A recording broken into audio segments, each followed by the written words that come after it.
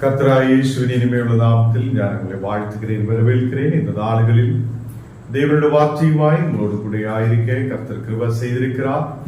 அவர் நல்லவர், வல்லவர், வாக்கு மாறாத தேவன். அவர் நம்மை ஆசீர்வதிக்கிறவராய், நம்மை வழி நடத்துகிறவராய் அவர் நம்மோடு கூட இருக்கிறார். கர்த்தர் பிள்ளைகளே, இந்த ராத்திரி வேளையில் கூகுள் மீட்டாய் ஒன்று சேர்ந்து நாம் ஒரு மனதோடு ஜெபிக்க தேவன் நமக்கு கிருபை செய்திருக்கிறது. நீங்க கடந்து வந்திருக்கிற உங்களை யாவரையும் இயேசுவின் இனிமையுள்ள நாமத்தில் நான் வரவேற்கிறேன். தேவன் உங்களை ஆசீர்வதித்து வழி நடத்துவார். நாம் ஜெபிக்கலாம். தேவனே, பரிசுத்த பிதாவே, இந்த ராத்திரி வேளையிலப்பா நாங்கள் உண்மை துதிக்க உம்முடைய நாமத்தை உயர்த்த தேவனே இந்த நேரத்தை நீர் கொடுத்ததுக்காக ஸ்தோத்திரம். இந்த நாடுகளில் அநேகர் கண்ணீரோடு பாரத்தோடு ஆண்டவரே, இந்த உலகத்தில் நல்ல செல்வங்கள் இருந்தும் சமாதானம் இல்லாத அநேக மக்களாய் இருக்கும் போது தேவனே, நீர் எங்களுக்கு நல்ல சமாதானத்தையும் கிருபைகளையும் தெய்வீக ஆசீர்வாதங்களையும் கொடுத்து நீர் வழி நடத்தி இருக்கிறதுக்காக ஸ்தோத்திரம். ராத்திரி வேளையிலப்பா உம்முடைய தெய்வீக பிரசனம் எங்களை ஆசீர்வதிக்கிற தெய்வீக சாநித்தியம் நீர் எங்களோடு கூட இருக்கிறதுக்காக ஸ்தோத்திரம். இன்னைக்கு கர்த்தாவே கடந்து வந்திருக்கிற எல்லா மக்களையும் நீர் ஆசீர்வதித்து பலப்படுத்து. எல்லா எதிரான சூழ்நிலைகள் மறையப்படட்டும். வியாதிகள், பலவீனங்கள் இன்னைக்கு விட்டு மாறு. ஒரு விடுதல் உண்டாக தேசத்தில் ஆண்டவரே உம்முடைய வார்த்தையின்படி முன்னாடி கடந்து செல்றவங்களாய் இருக்கு நீர் கிருபை செய்ததுக்காக ஸ்தோத்திரம். எல்லா மக்களையும் ஆசீர்வதித்து பலப்பட்டு வர வேண்ட மக்களை உம்முடைய கரத்தில் ஒப்பு கொடுக்கிறேன். இயேசுவே, உம்முடைய தெய்வீக பிரசனத்தால் இந்த மக்களை நிரப்பி ஆண்டவரே நீர் ஆசீர்வதியும். ஏற்ற நேரத்தில் கடந்து வர நீர் கிருபை செய். நீர் அவரோடு பேசும். இயேசுவின் நாமத்தில் பிதாவே, ஆமென், ஆமென். கர்த்தர் நம்மோடு கூட இருந்து நம்மை ஆசீர்வதிக்கிறவராய், நம்மை வழி நடத்துகிறவராய் அவர் நம்மோடு கூட இருக்கிறார். கர்த்தர் பிள்ளைகளே, இந்த நாடுகளில் அநேக மக்கள் இந்த நாடுகளில் தேசத்தில் ஆசீர்வதிக்கப்பட ஒரே ஒரு நாமம் தான் இருக்கிறது. அது இயேசு என்ற நாமம். அந்த நாமத்தில் விசுவசிக்கிற எனக்கும் உங்களுக்கும் சமாதானம் உண்டு. எனக்கும் உங்களுக்கும் வெற்றி உண்டு. நமக்கு இன்னைக்கு வசனத்துக்கு நேராய் நாம் கடந்து செல்லலாம். ஆதியாகமம் 6ஆம் அதிகாரம் அதன் 8ஆம் வசனம் நாம் வாசிச்சு பார்க்கலாம். ஆதியாகமம் 6ஆம் அதிகாரம் 8ஆம் வசனம். நோவாவுக்கோ கர்த்தருடைய கண்களில் கிருபை கிடைத்தது. கர்த்தருடைய பிள்ளைகளே, நாம் குடும்பத்தை குறித்து தியானித்து வரும்போது நோவாவுடைய குடும்பத்தையும் நாம் தியானிக்கிறது ஒரு பெரிய ஆசீர்வாதமாய் இருக்கும். நோவா கர்த்தருக்கு கீழ்ப்பட்டிருந்த மகனாய் இருக்கிறது. தேவனே பயப்பட்ட ஒருவனாய் இருந்திருக்கிறது. அவன் உத்தமனாயிருந்த ஒரு தேவனுடைய பிள்ளை. அப்போ நோவாவுக்கு கர்த்தருடைய கண்களில் கிருபை அதை கிடைத்ததுக்கு காரணம் என்ன? 9ஆம் வசனத்தில் வாசிக்கும் போது, நோவா தன் காலத்தில் இருந்தவருக்குள்ளே நீதிமானும் உத்தமனுமாயிருந்தான். நோவா தேவனோடு சஞ்சரித்து கொண்டிருந்தான். அப்போ நோவா தேவனோடு கூட சஞ்சரித்தன். அவன் தேவனோடு கூட பயணம் பண்ணி இருந்த ஒருவனாய் இருக்கிறது. அப்போ கர்த்தருடைய பிள்ளைகளே, அந்த நாட்களில் இருந்த ஜனத்தில் நீதிமானும் உத்தமனுமாயிருந்த ஒருவன். அப்போ தேவனுடைய கண்களில் கிருபை கிடைக்கணும் என்றால், தேவன் நம்முடைய மேல் அவர் இரக்கமுள்ளவராய் இருக்கிறோம் என்றால், நாம் தேவனோடு கூட பயணிக்கிற மக்களாய் இருக்கணும். இன்னைக்கு நமக்கு என்ன சாப்பிடு, என்ன குடிக்கும், என்ன உடுக்கும், நாளைக்கு என்ன ஆகும், இதுதான் நம்மோடு கூட பயணிக்கிறது. எப்போதும் என்ன ஆகும், எது கிடைக்கும், எப்படி வாழும், இந்த ஒரு கவலை நம்மை இந்த உலகத்தில் தேவனோடு கூட பயணிக்க முடியாத தூரமாய் கொண்டு போகுது. அப்போ நோவா தேவனோடு கூட அவன் சஞ்சரித்து கொண்டிருந்தான் என்று வேதத்தில் சொல்லப்படுது. கர்த்தருடைய பிள்ளைகளே, நோவா காலத்தில் அநேக மக்கள் இருந்திருக்கிறது. அப்போ அநேக மக்கள் இருக்கும் போதும் அவன் நீதிமானாய் காணப்பட்டிருக்கிறான். நீதிமானாயிருந்த நோவா. அப்போ நோவா நீதிமானாயிருந்தவன், அவன் உத்தமனாயிருந்திருக்கிறார் என்று காணப்படுது. கர்த்தருடைய பிள்ளைகளே, இந்த நாடுகளில் அதனால்தான் தேவனுடைய கண்களில் கிருபை நோவாவுக்கு கிடைத்திருந்தது.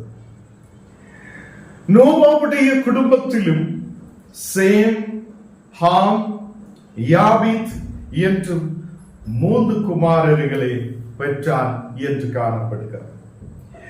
அப்போ அவனுடைய குடும்பமும் பிள்ளைகளால் ஆசீர்வதிக்கப்பட்டு அந்த தேசத்தில் நோவா தேவனுக்கு கீழ்ப்படிந்து தேவனோடு கூட சஞ்சரித்திருந்த ஒருவன்.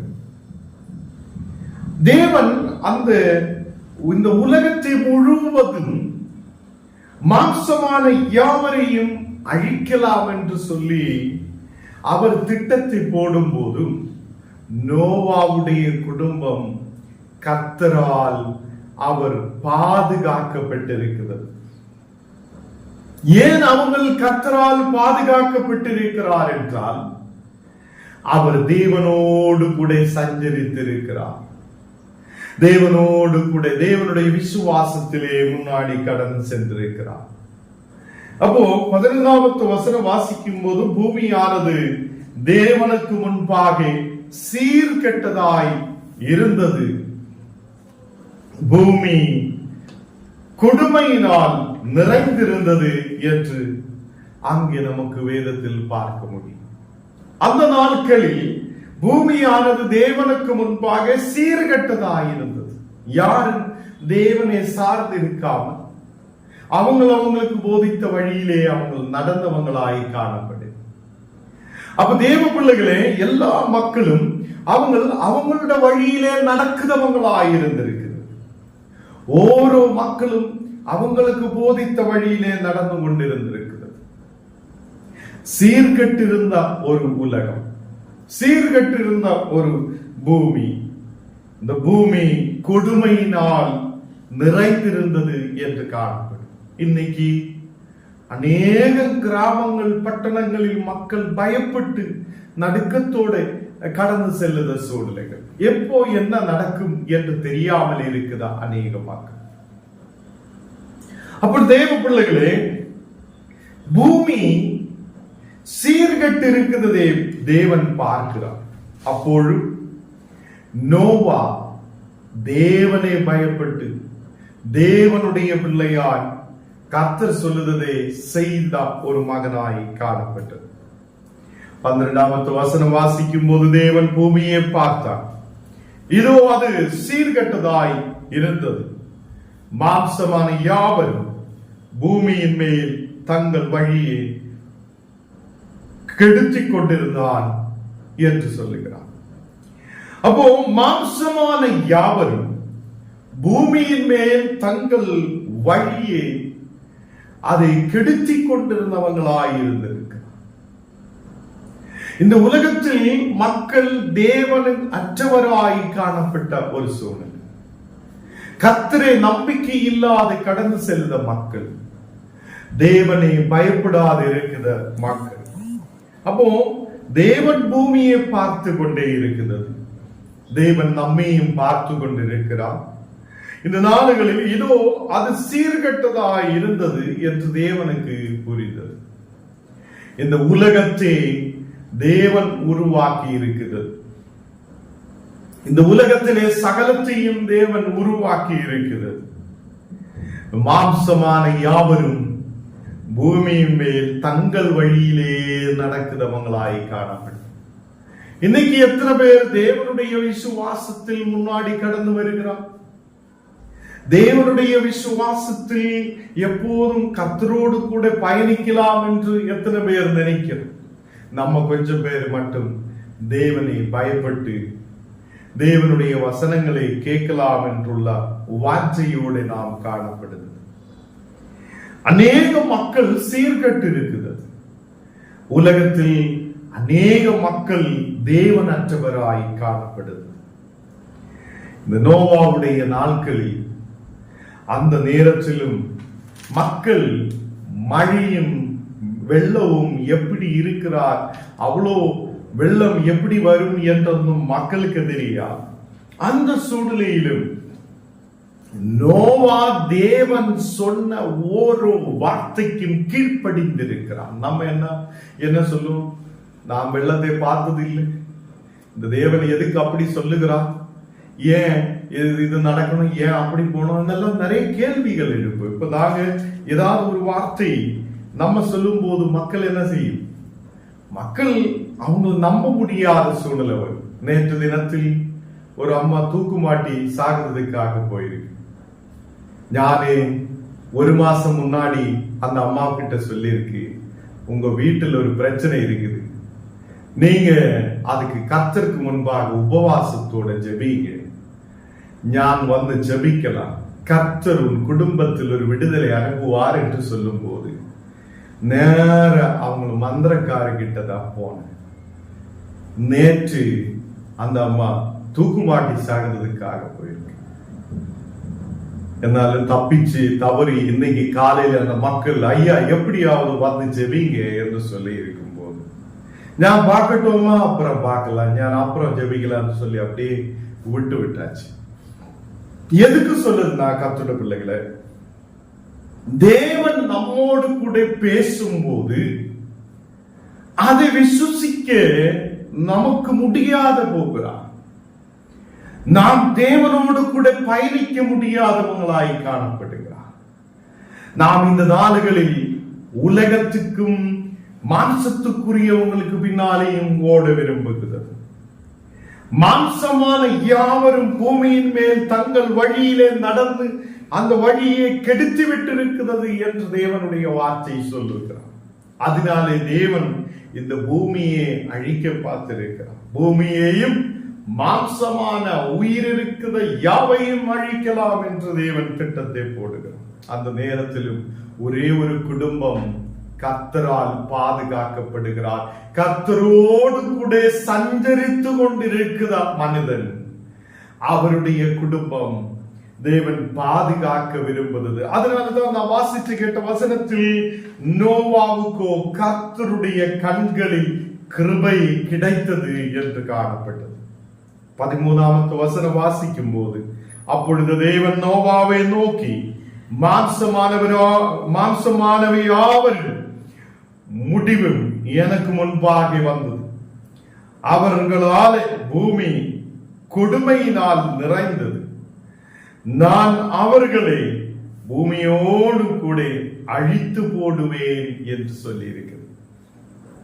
அப்போ இந்த பூமிக்கு ஒரு அழிவு உண்டாகிறார் என்று தேவன் நோவாவோடு கூட பேசுகிறது. ஏனென்றால் மாம்சமான யாவரும் அந்த தேவனுக்கு விரோதமாய் நடக்கிறார் என்றும், பூமி கொடுமையினால் நிறைந்திருக்கிறது என்றும், அவங்கள் தேவனற்றவராய் இருக்கிறார் என்றும் அதை தேவன் பார்த்ததினாலே தேவன் சொல்லுகிறது, நான் அவர்களை பூமியோடு கூட அழித்து போடுவேன் என்று சொல்லியிருக்கிறது. தேவ பிள்ளைகளே, இந்த நாடுகளில் நமக்கு சுற்றிலும் அழிவு இருக்கலாம். நமக்கு சுற்றிலும் மக்கள் வேவலாதியோடும் சமாதானம் இல்லாதையும் காணப்படலாம்.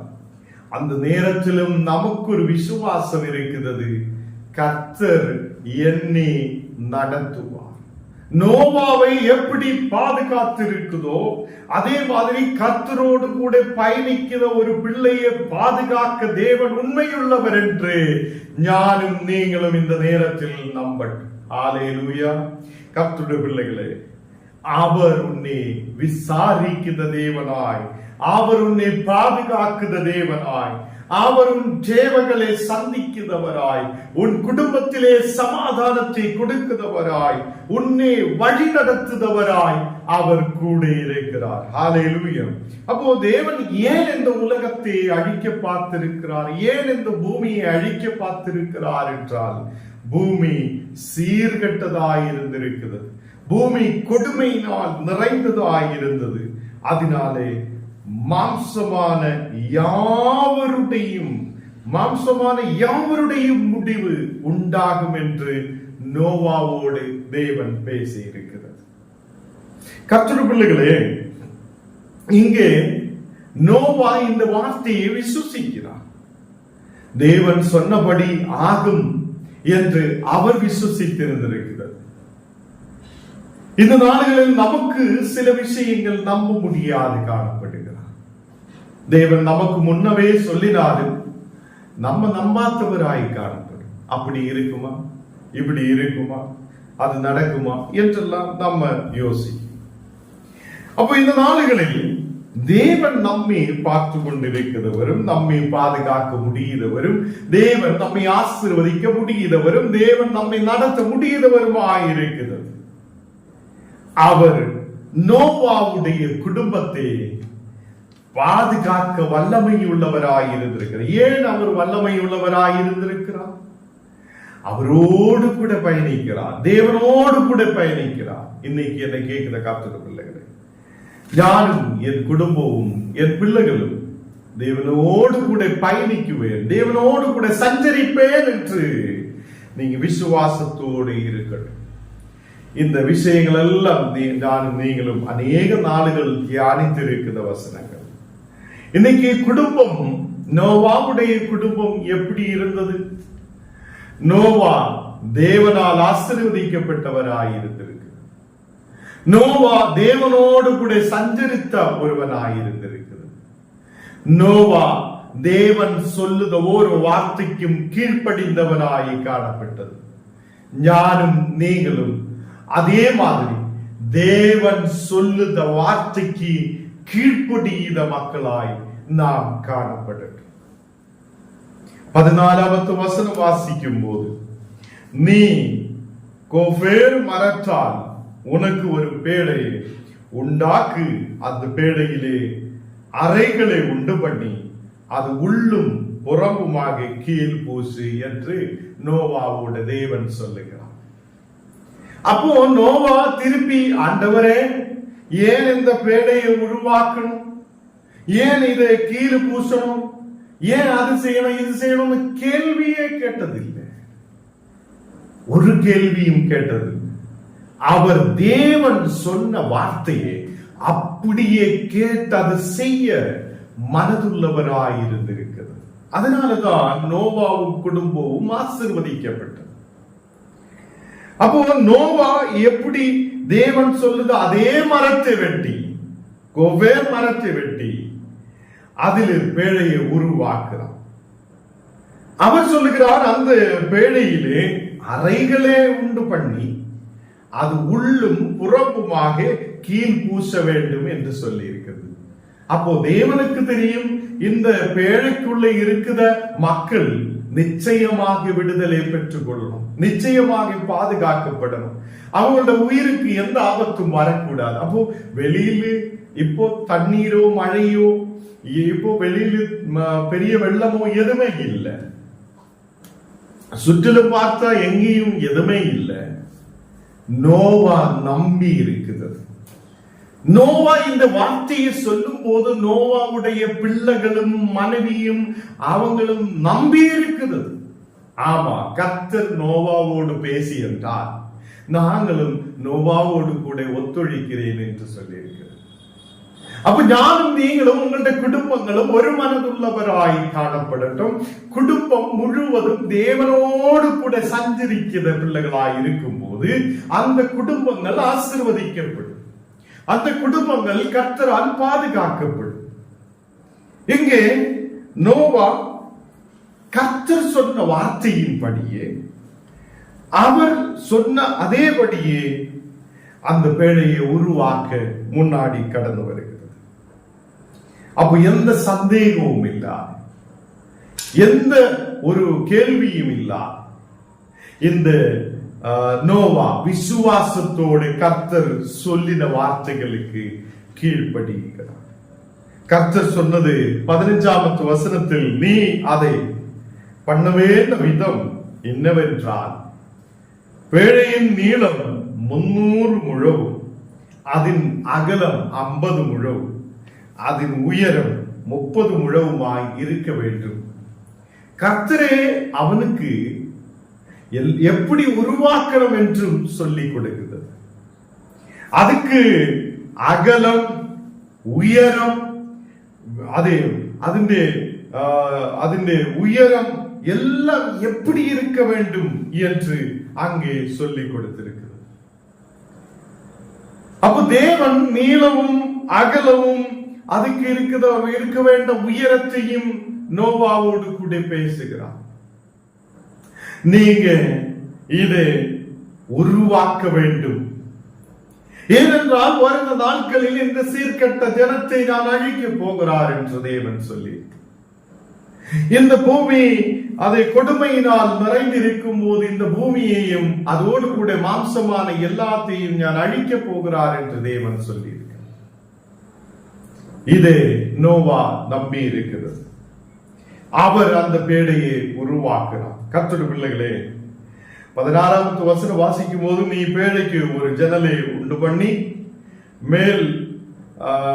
மேல் தண்டுக்கு 1 முழம் தாழ்த்தி அது செய்து முடித்து பேடையிலே கதகை அதில் பக்கத்திலே வைத்து கீழ் அறைகளையும் 2ஆம் தட்டில் அறைகளையும் 3ஆம் தட்டில் அறைகளையும் பண்ண வேண்டும் என்று சொல்லுகிறார். அப்போ கர்த்தருடைய பிள்ளைகளே, இங்கே தேவன் அவரோடு கூட இதில் எத்தனை அறைகள் இருக்க வேண்டும் என்று இந்த வசனத்தில் எடுத்து சொல்லுகிறது. அது கீழறைகளும் 2ஆம் தட்டில் அறைகளும் 3ஆம் தட்டில் அறைகளும் அதன் கதகு எப்படி இருக்க வேண்டும் என்றும் தேவன் நோவாவோடு கூட பேசுகிறது. அப்போ கர்த்தருடைய பிள்ளைகளே, நாடுகளில் நம்மோடு கூட கர்த்தர் பேசும்போது, நம்மோடு கூட தேவன் பேசும்போது நம்முடைய விசுவாசம் எப்படி இருக்கிறது என்று நாம் பார்க்கணும். நீங்க தேவனுடைய கட்டளைகளுக்கு, தேவன் கொடுக்கிற வார்த்தைகளுக்கு நம்பிக்கை உள்ளவராய் இருக்கட்டும். தேவன் ஒரு வார்த்தையை நமக்கு கொடுக்கும் போது நாம் நினைக்கணும், அவர் கண்களில் கிருபை கிடைத்தது என்று நாம் பார்க்கணும். கர்த்தர் நமக்கு கிருபையை அழிக்கிற தேவன். அவர் நம்முடைய எல்லா குறைவுகளையும் மாற்றி நம்மை நிறைவான ஆசீர்வாதத்தோடு நடத்துத ஒரு தேவன்.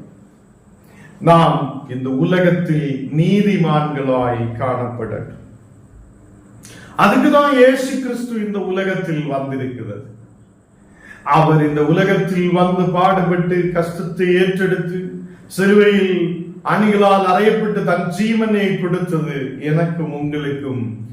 அதை ஒரு பெரிய பொக்கிஷமாய் அவர் கடந்து வந்திருக்கிறார். ஏனென்றால் இயேசு கிறிஸ்துவினால் ஞானம் நீங்கள் நீதிமான்களாய் மாற்றப்பட்டது. இயேசு கிறிஸ்து உத்தமராய் இருக்கிறதுனால ஞானம் நீங்கள் உத்தமராய் மாற்றப்பட்டது. இயேசு கிறிஸ்துவில் விசுவசிக்கிற ஒருவனும் அழிஞ்சு போவது இல்லை. இயேசு கிறிஸ்துவில் விசுவசிக்கிற ஒருவனும் நாசமாய் போகிறது இல்லை. கர்த்தர் நம்மை வளர வைக்கிறவராய் இருக்கிறது. கர்த்தர் நம்மை தேசத்தில் ஆசீர்வதிக்கிறவராய் இருக்கிறது. தேசம் அழிவுக்குள்ளே போகும்போது நமக்கு தெரியும், இப்ப சயின்டிஸ்ட்மார் எல்லாம் சொல்றது, ஒரு 40 வருஷம் 60 வருஷம் கழியும் போது இந்த பூமி இருக்காது என்றெல்லாம் நிறைய பேர் பேசிக் கொண்டிருக்கிறது. 40 வருஷம் கழியும் போது இந்த பூமி இருக்காது, அதனால நமக்கு வேற இடத்துக்கு போனோம் என்று சொல்லி ராக்கெட் எல்லாம் விட்டு பார்க்குது. அங்க கிடைக்குமா, இங்க கிடைக்குமா, அங்க தங்க முடியுமா, இங்க தங்க முடியுமா என்றெல்லாம் சொல்லி பார்த்து கொண்டிருக்கிறது. அதே நேரத்தில் நமக்கு தேவன் கொடுத்த பூமியை நல்லபடி பார்க்க நமக்கு முடியாத வருகிறது. இருக்கிற மரங்களை எல்லாம் அழித்து விடுது, அதனால சூடு வரும், அதனால ஏசி வைக்கிறார். இப்ப ஏசியில தனப்பு நல்லா இருக்கிறதுன்னு சொல்லி, கூலர்ன்ற தனப்பு நல்லா இருக்குன்னு சொல்லி நம்ம இருக்கும். கொஞ்ச நாளைக்குள்ள பூமி அழிஞ்சு போகும், கொஞ்ச நாளுக்குள்ள மரங்கள் இல்லாத போகும், இங்க சூடு ஜாஸ்தியாகும், நம்ம வெளியில இறங்கும் போதே நம்ம எரிஞ்சு கரிஞ்சு அப்படியே பொரிஞ்சு போகும். கர்த்தர் பிள்ளைகளே, இந்த நாடுகளில் ஒரு பைக்கு, ஒரு ரோடு பக்கத்தில் ஒரு பைக் வைக்கும் நியூஸ்ல பார்த்ததுதான். வெயில் அடிச்சு அந்த சீட் எல்லாம் அப்படியே நெருப்பு வந்து தீ மாதிரி பற்றி, வெயிலினாலே பற்றி அந்த பைக்கு எரிஞ்சு போகுது. அவ்வளவு பெரிய சூடு நம்முடைய தேசத்தில் இருக்கிறது. இதனாலே மனுஷன் சீர்கட்டு போய் மனுஷன் பூமியை அழித்து கொண்டிருக்கிறது. இன்னைக்கு சயின்டிஸ்ட் சொல்லுகிறார், இனி கொஞ்ச நாளுக்குள்ள சூரியனுடைய சூடு ஜாஸ்தியா இந்த பூமியில் யாரும் இருக்க முடியாத சூழல் வரும். பைபிள் சொல்லுது, இந்த பூமி தீயினாலே எரிக்கப்படும். அப்போ தேவனுடைய வார்த்தை நம்மோடு கூட முன்னவே பேசி இருக்கிறார். என்றென்றைக்கு நிரந்தரமாய் இந்த பூமியில் யாருக்கு இருக்க முடியாது. இந்த பூமி ஒரு நாள் அழிஞ்சு போவதுதான் இருக்குது. அப்போ சொல்லி எல்லாரும் சொல்லும், நம்ம பயப்படுத்துறதுக்காக சும்மாவே பைபிள் எடுத்து வச்சு பயப்படுத்திட்டு இருக்கிறார் என்று நிறைய பேர் சொல்லும். அப்போ இப்போ சயின்டிஸ்ட் பேச ஆரம்பிச்சாச்சு. இனி ரச்சை இல்லை, இனி இதுக்குள்ள இருக்க முடியாது, இனி ரொம்ப கஷ்டமா இருக்கும், இனி நமக்கு இருக்கிறது ரொம்ப கவலையா என்றெல்லாம் சொல்லிட்டு இருக்கும். கர்த்தர் பிள்ளைகளை, பூமியை தேவன் உருவாக்கி என்றார், அதை பாதுகாக்க தேவனால் முடியும் என்று ஞானம் நீங்கள் நம்பிக்கை வைக்கிறது. பூமி முழுவதும் தண்ணீரால் அழிக்கப்படும் போது நோவாவுடைய குடும்பத்தை மட்டும் தேவன் பாதுகாத்திருக்குது என்றார். அவர் நம்மையும் பாதுகாக்க உண்மையுள்ளவர் என்று நீங்கள் விசுவசிக்க. இதெல்லாம் நடக்கட்டும், இதெல்லாம் வரட்டும், எப்படிப்பட்ட சூழ்நிலைகள் இருக்கட்டும், நாம் கர்த்தரோடு கூட சஞ்சரித்து கொண்டே இருக்கட்டும், தேவனோடு கூட பயணிக்கட்டும். இந்த உலகத்தோடு கூட நாம் பயணிக்கும் போது நாம் சில நேரத்தில் கீழே விழுந்துவிடும். இந்த உலகத்தோடு நாம் சஞ்சரிக்கும் போது சில நேரத்தில் கீழே விழுந்து விடுதவங்களாய் காணப்படும். தேவ பிள்ளைகளே, இந்த நாடுகளில் கர்த்தருடைய வார்த்தை சொல்லுகிறது, அங்கே கீழ் அறைகளையும், இரண்டாம் தட்டில் அறைகளையும், மூணாம் தட்டில் அறைகளையும் பண்ண வேண்டும் என்று சொல்லி இருக்கிறது. அப்போ அந்த பேழைக்குள்ள ஒரு தண்ணீர் வராத மாதிரி கீழே பூசி, அதே மாதிரி அதுக்கு உள்ளேயும் வெளியிலும் கீழ் பூசி, அதுக்குள்ள அறைகளை உருவாக்கி அப்படி வைக்க வேண்டும் என்று தேவன் சொல்லி இருக்கிறார். 17ஆம் வசனம் வாசிக்கும் போது, வானத்தின் கீழே ஜீவ சுவாசம் உள்ள சகல மாம்ச ஜந்துக்களையும் அழிக்க நான் பூமியின் மேல் ஜலப்பிரளயத்தை வரப்பண்ணுவேன், பூமியில் உள்ள யாவும் மாண்டு போ என்று சொல்லுகிறார். அப்போ கர்த்தர் பிள்ளைகளே, வானத்தின் கீழே ஜீவ சுவாசம் உள்ள சகல மாம்ச ஜந்துக்களையும் நான் அழிக்குவேன் என்று தேவன் அங்கே சொல்லுகிறார். அது எப்படி அழிக்கும்? ஜல பிரளயத்தால் அழிக்குவேன் என்று சொல்லுகிறது. அப்பதான் தேவன் சொல்லுகிறது, ஆனாலும் உன்னுடனே என் உடன்படிக்கையை ஏற்படுத்துவேன். நோவாவே, உன்னோடு கூட நான் உடன்படிக்கை செய்வேன், உன் குடும்பத்தை நான் பாதுகாப்பேன், நீயும் உன்னுடனே கூட உன் குமாரரும் உன் மனைவியும் உன் குமாரனின் மனைவிகளும் பேழைக்குள்ளே பிரவேசியுங்கள், உங்களோடு கூட நான் ஒரு உடன்படிக்கை பண்ணுவேன் என்று சொல்லுகிறது. கர்த்தர் பிள்ளைகளே, இந்த ராத்திரி வேளை நம்முடைய குடும்பங்கள் தேவனோடு கூட இருக்குத மக்களாய் காணப்படும், தேவனோடு கூட சஞ்சரிக்கிற மக்களாய் காணப்படும். நாம் தேவனை நம்பும் போது, தேவனோடு கூட ஆயிருக்கும் போது, அவர் நமக்கு உடன்படிக்கை செய்து நம்மையும் நம்முடைய குடும்பங்களையும் பிள்ளைகளையும் பாதுகாக்கிறவராய் அவர் காணப்படுவார். நமக்கு ஜெபிக்கலாம், எல்லாரும் கண்களை மூடலாம். கர்த்தர் நம் வாழ்க்கையில் பெரிய அதிசயங்களை செய்தவராய் இருக்கிறது. தேவனே, இந்த ராத்திரி வேளை நோவாவுடைய குடும்பத்தை குறித்து தியானிக்க நீர் எங்களுக்கு கிருபை செய்தீரே, அதுக்காக நன்றி. தேவனே, அப்பா, நீர் இந்த உலகத்தை பார்த்து கொண்டிருக்கிறவர், உலகம் சீர்கொண்டு கொண்டே இருக்கிறது என்றும், உலகம் அதை கொடுமையாய் இருக்கிறது என்றும் நீர் பார்த்து இதை அழிக்க போகும்போது அந்த நோவாவுடைய குடும்பத்தோடு நீர் உடன்படிக்கை செய்ததை நாங்கள் தியானிக்கிறேன். ஆண்டவரே, இந்த ராத்திரி வேளையில் ஓரோ குடும்பங்களும் தேவனோடு கூட பயணிக்கிற பிள்ளைகளாய் இருக்கிற பசி எல்லா மக்களையும் நீர் ஆசீர்வதியும். என்ன உலகம் முழுவது என்ன நடந்தாலும் தேவன் நம்மை பாதுகாக்குவார் என்றுள்ள விசுவாசத்தோடு முன்னாடி கடந்து செல்ல நீர் எங்களுக்கு கிருபை செய்ததுக்காக ஸ்தோத்திரம். நீங்க கடந்து வந்திருக்கிற ஓரோ மக்களையும் ஆசீர்வதித்து பலப்படுத்து. எல்லா மக்களுடைய தேவைகள் சந்திக்கப்படட்டும், ஆசீர்வாதத்தோடு இருக்கட்டும். இந்த நாடுகளில் அப்பா லோனுகள் கட்ட முடியாத மக்கள் இருக்குது. அந்த லோனுகள் கட்டி முடிக்கிறதுக்கான வழிகளை திறந்து கொண்டு கட பிரச்சனைகள் இயேசுவின் நாமத்தில் எரிஞ்சு மாறட்டும். தேவனை, வீடுகள் கட்டி எழுப்புவதற்காக மக்கள் எதிர்பார்ப்போடு இருக்கும் போது தேவனே, இந்த நாடுகளில் தங்குவதற்கான நல்ல வீடுகளை கட்டி எழுப்ப தேவனே இந்த மக்களுக்கு நீர் கிருபை செய்யும். வகையும் வாசல் திறந்து கொண்டும். அதே மாதிரி வியாதியோடு பலவீனதையோடு இருக்கிற மக்கள் உண்டு. அந்த மக்களுக்கு நல்ல விடுதலை கொண்டு நிரப்புதற்காக ஸ்தோத்திரம். தேவனை, வேலைக்காக எதிர்பார்ப்போடு இருக்கிற மக்கள் உண்டு. தேவனே, நல்ல வேலை வாய்ப்புகளை கொடுத்து நீர் ஆசீர்வதியும். இந்த ராத்திரி வேளையில் ஒரு விடுதல் வேணும் அப்பா என்று சொல்லி ஜெபிக்கிற ஒரு மக்களையும் இயேசுவே நீர் தொடுதகமைக்காக ஸ்தோத்திரம். இந்த நேரத்தில் அப்பா எங்களை முற்றிலும் தாழ்த்தி அர்ப்பணிக்கிறேன். நாங்கள் கர்த்தரே உம்மோடு கூட சஞ்சரித்து கொண்டிருக்கிற மக்களாயிருக்க எங்களது பலப்படுத்தி ஆசீர்வதியும். இயேசுவின் நாமத்தில் ஆமேன், ஆமேன். என் ஆத்மாவே கர்த்தரே ஸ்தோத்திரி, என் முழுமே பரிசுத்த நாமத்தை ஸ்தோத்திரி. என் ஆத்மாவே கர்த்தரே ஸ்தோத்திரி, கர்த்தர் செய்த சகல உபகாரங்களும் மறவாதே. ஆமென்.